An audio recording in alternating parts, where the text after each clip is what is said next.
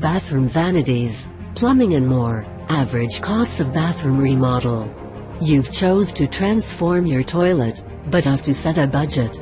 You must have some expectancy of what a typical redesign expenses before you do that. You are able to save a great deal in labor charges alone for that do-it-yourselfer. However, it depends upon your knowledge also.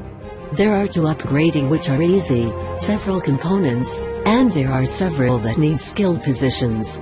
This short article offers some typical charges for the main products involved with the bathroom remodel that is typical. Cabinetry. This could vary.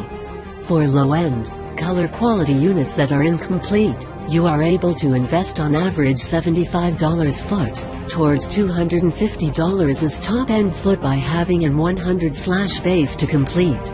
Plumbing. The plumbing's typical cost is determined by just how much work is concerned. Would you intend to simply deploy new accessories, or will bath in the current area, or you have to transfer the bathroom? You are able to be prepared to invest on average $600 if you should be simply changing accessories.